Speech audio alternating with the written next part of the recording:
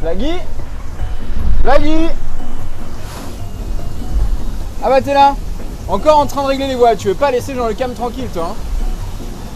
Quoi, tu peux pas suivre ta route parce qu'il y a des cargos? Oui bah c'est comme ça, Flaggy. Il y a des cargos. Il faut consommer local. Si on consomme local, il y aura moins de cargos, voilà. Bon bah je te laisse prendre ta route, en tout cas ça déboule, hein.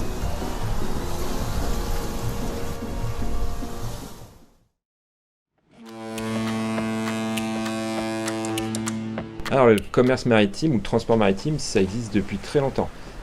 Dès l'Antiquité, déjà, les Grecs, les Romains faisaient du commerce, beaucoup de commerce dans la Méditerranée.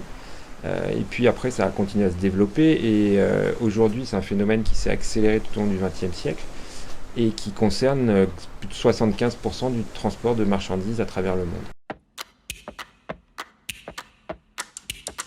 Alors l'impact, il est bien sûr sur l'environnement, il est important, c'est la consommation d'énergie, d'hydrocarbures.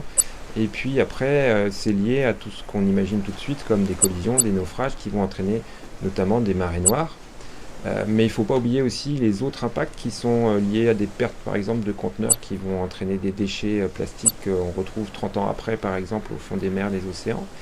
Et puis tout ce qui est lié aux rejets opérationnels. Donc les rejets opérationnels, ça peut être les dégazages quand les navires nettoient leurs cuves vides de pétrole et d'huile en pleine mer. Et puis aussi ce qu'on appelle le déballastage, c'est-à-dire que les navires sont équipés de ballast dans les coques pour équilibrer en fonction de la charge du navire. Et quand un navire va vider ses ballasts, il va perturber le biotope de l'endroit où il se situe, puisqu'il va amener de l'eau d'un endroit de la planète à un autre endroit de la planète, ce qui a un impact important sur les écosystèmes.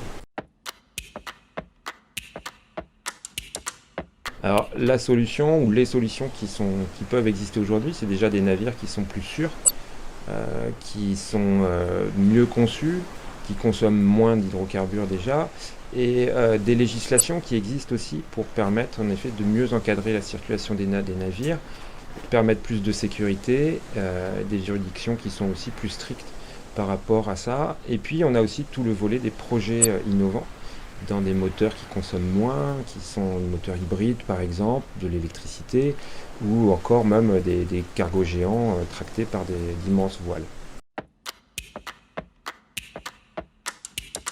Alors pour moi, pour ma part, pour agir sur la consommation et mes modes de consommation, je vais privilégier des secteurs courts, des circuits courts, de la consommation locale, tout ce qui va nécessiter moins de transport, quel qu'il soit.